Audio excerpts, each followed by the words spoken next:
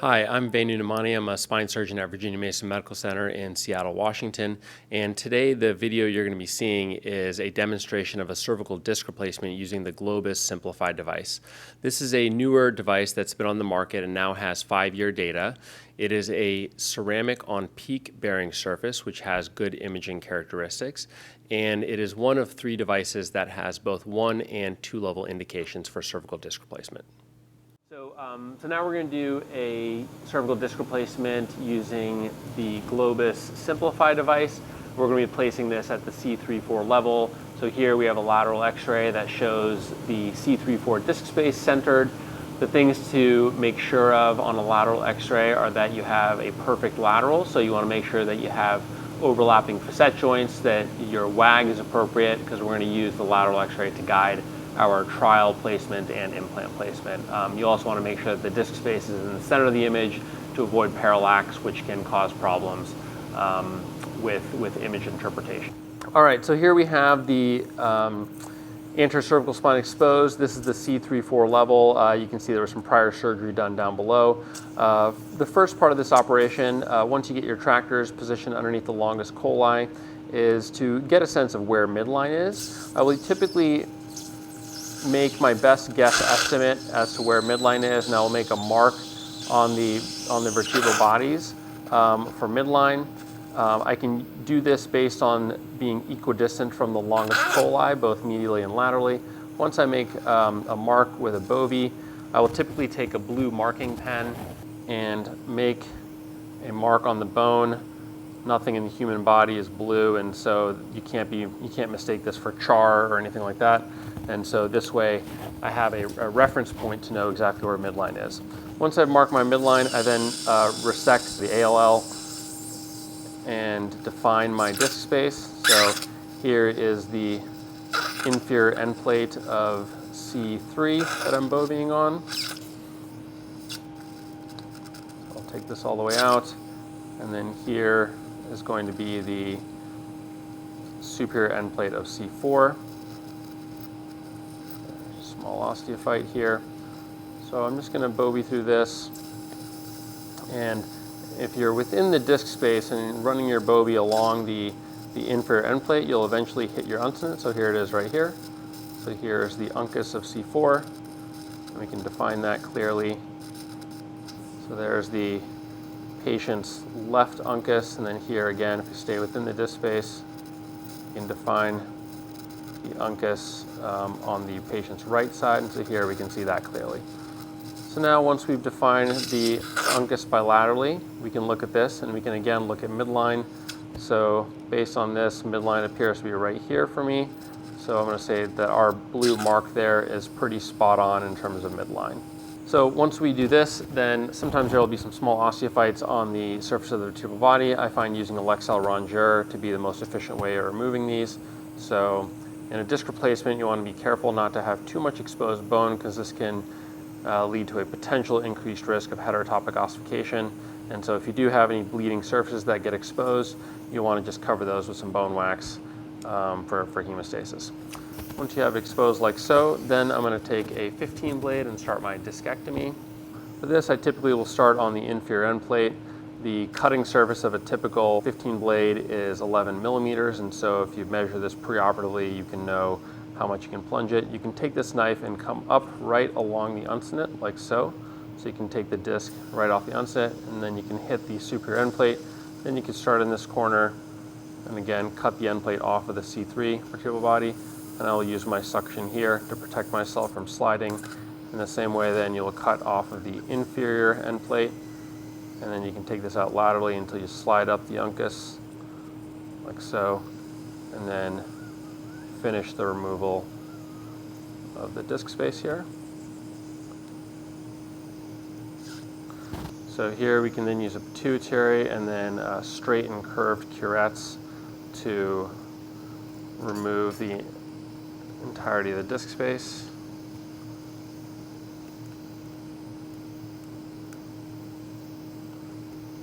So again, you want to do a very complete discectomy from uncus to uncus. both to allow for complete neurologic decompression as well as to allow for placing the largest implant possible. So next, once we have that done, we will take a curette, and the goal here is to remove all of the cartilage while leaving the end plate intact. You want to do this systematically, so we'll typically start on the inferior end plate and work from front to back, removing all the cartilage using a curette. And the reason why removing the cartilage is important when placing a disc replacement is that the implant needs to bond to the bone above and below it to achieve long-term stability. The Simplify device does have a keel, which helps with some primary stability, but its on-growth surface of the bone requires that the bone actually be exposed. So you want to get all this cartilage off so that the implant will eventually bond to the end plates. So you can see you're starting to see the subchondral bone surface there on the bottom, all the way out to the uncus. So now at this point we have resected all the cartilage, and we're going to move along to doing our decompression. Because when we're doing a disc replacement, we have to make sure that we have a very thorough decompression of the spinal cord, and so this is a critical step to decompress both the spinal cord and the nerve roots. Now, at this step also, if you wanted to, you could put in Caspar pins above and below to provide some intradiscal distraction. In this case, it's a fairly open disc space, so I don't think that will be necessary, but that is something that we could do. Caspar pins serve to increase the disc space. It makes it a little easier to get the implant in. The other point to make is that if you are going to place Caspar pins, because this implant has a keel, you want to make sure that the pins are far enough above and below that it's not going to interfere with cutting your keel or placing your implant. So at this point, we're going to use our burr. We're going to try to make sure we minimize any bony destruction. With the Simplify, because there is a keel, you can take a little bit of the bony overhang if you need to for visualization to perform a decompression. We still, because this implant does have a domed superior end plate, if we retain a little bit of that, it does just help the implant fit in there a little bit more anatomically. So here we'll use the burr, and we're going to resect our posterior osteophytes, taking care not to violate the end plates. So here I am removing the residual disc. You can see here that I'm down to the posterior longitudinal ligament, and so we can use our burr to resect the residual disc space and to thin the PLL. If there are any posterior uncovertebral joints, you want to make sure to resect those as well. So here you can see we're down to the posterior longitudinal ligament. And we'll just continue to thin this out. And you can see our small rent there, and dura behind it. In the same way, we'll work ipsilaterally, removing the residual disc and thinning the posterior longitudinal ligament, removing any posterior osteophytes. Here we'll work ipsilaterally. All right, so we'll finish our ipsilateral decompression here, making sure it's symmetric. So here we are out to our uncinate. Once we're done with the decompression, we're going to make sure to irrigate sufficiently so that we don't have any bone dust that could be present that might increase our risk for heterotopic ossification. So here we are thinning out the ipsilateral posterior longitudinal ligament and finishing our foraminal decompression.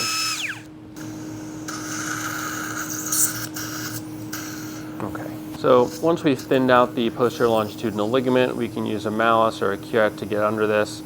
I believe I already have a rent here, so we can just then directly resect the posterior longitudinal ligament. Even more so than an anterior cervical discectomy, it's very important to ensure that you have a complete decompression of the spinal cord and the exiting nerve roots, given that you're going to have persistent motion, and typically you are not going to be distracting the disc space as much with a disc replacement as you might do for an anterior cervical discectomy infusion.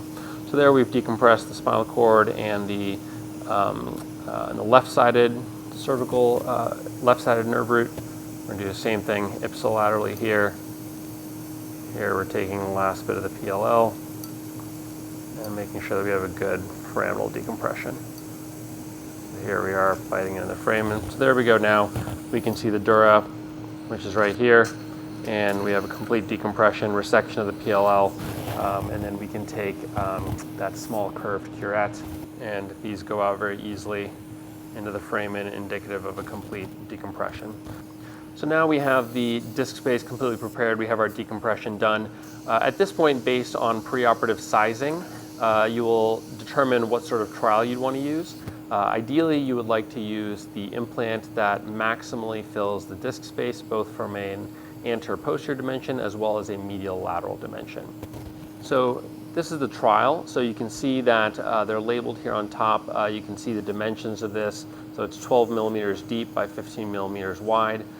This is the small footprint, and it is a 5 millimeter height. You can see that this also has a circle here. This allows you to determine rotation of the implant as you're placing it. This is typically done under fluoroscopy so that you can be sure that you're placing it appropriately. It's also very important to know your medial lateral placement, and so here we have a wide exposure from uncus to uncus, and so we can see that this midline here, where we had drawn our line, looks to be an accurate representation of midline between the two uncovertebral joints.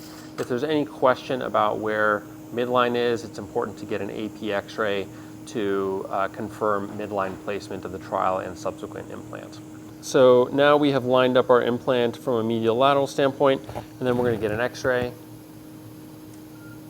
So here you can see that it's in line, our rotation looks accurate, and so we're going to then mallet this in using fluoroscopic guidance. X-ray. All right. See here that that implant is slightly smaller than we might take from an anterior-posterior distance, as it doesn't quite cover all the way to the back of the end plate. I would also probably argue that it's perhaps one size too big, and that we would probably put in a 4 millimeter implant rather than a 5 millimeter implant.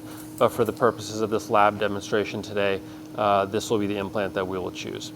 And so here now, we can also take a look in the wound and confirm our medial lateral position of the implant. So again, if we expose and look to see where the uncus is, here versus here, this is perhaps slightly over to my side in terms of the uncovertebral joint. And so likely what our goal will be is to put the middle of the implant right here, just a little bit over to the patient's left side to make sure that it's perfectly midline. So at this point, we'll remove the trial. So the next step now is to perform the keel cutting. So for this is very critical to put this directly in the correct position from a medial lateral standpoint, because once you cut this keel, this will buy the position of your implant. So here we decided that this line was slightly off, so we're going to move it over. As I place it here, you can see that my position and space between my two uncovertebral joints is equivalent, and so that looks to be in the midline. Again, if there's any question, you can always get an AP fluoroscopic X-ray. So this will also be done under fluoroscopic guidance. So can we get an X-ray here? You can see here that I probably want to move this down just very slightly to make sure that I'm cutting a keel on both of my end plates. So another shot right there. So you can see there now we're in line with the disc space. That circle is a perfect circle. If I rotate this a little bit, you can see that that circle goes away. And so having that be a perfect circle ensures that the rotation of the implant is accurate. Now once we have this, we're going to mallet this into the disc space, and this is done under fluoroscopic guidance, X-ray there. So you want to make sure that the keel is cutting into both end plates and that you're working and the cutter is advancing parallel to the disc space, not going too much into one end plate or the other. X-ray there. So, and we want to make sure we advance this until we get all the way to the back of the vertebral bodies, because if we do not cut the keel back far enough, the implant will also not advance as posteriorly as we want it to. X-ray. So there you can see that's the final position of the keel cutter. You can see that we have cut the keel all the way to the back of the disc space. The circle is perfectly circular, so we have a very good rotation. this will now buy the final position of our implant. So now we will use a back slapper and remove the keel cutter. Once you finish cutting your keel, you want to make sure that the keel that you have cut is clear of any bony debris. You can do this using a mallet or a small curette and essentially just clear that groove of bone, and that will make sure that your implant will go all the way back, and you do that on the top as well as the bottom. This is also your final chance to make sure that you have cleared any cartilage off of the end plates. Any cartilage that's left will decrease the chance that your implant bonds onto the surface of the end plates. Okay, and now we're ready to place our implant. So this is the implant. So you can see here that it's got a titanium plasma coating spray. This is covered by a PEEK surface, and then inside is the mobile bearing, which is a ceramic core. And so the bearing surface in this case is a ceramic on PEEK bearing surface. You can see that this side of the implant has a dome with 2 teeth. That's going to be the superior side. The bottom side has 2 larger fins. That's going to be the inferior side. So we make sure that this is placed in the appropriate direction. We line this up with the grooves that we've already cut for the keel. And at this point we go back to X-ray so that we can place the implant. So here you can see that the titanium spray of the implant, but you can't obviously see the PEEK surfaces. You can see the ceramic core. The important part with inserting this is that you want to insert it until the peak of the dome is covered, but then you want to remove the inserter, and then you're going to use a secondary inserter to put the implant in the remainder of the way. So we'll start to get this engaged here. X-ray. We'll go a touch more. X-ray. And at this point we can remove the inserter. So you can see here now the implant is most of the way in, but we want to use this secondary inserter to finish putting the implant in. If you put it in too deep with the primary inserter, that can get stuck, and so we use this to finish the insertion. Okay, all right. Shot. And there we are with the final position of the implant. So if we look at this now, the final position of the implant, you can see that the keels are engaged in the grooves that we previously cut. It looks to be nicely centered between the uncovertebral joints, as you can see here, indicating a good midline position of the implant. And you can see the ceramic core there. Other things to note on the radiograph is that we don't have any facet distraction. You want to use the smallest size implant possible to avoid undue distraction that can increase the amount of posterior neck pain that you have. And there you have it. That's the demonstration of placing a Globus Simplify device.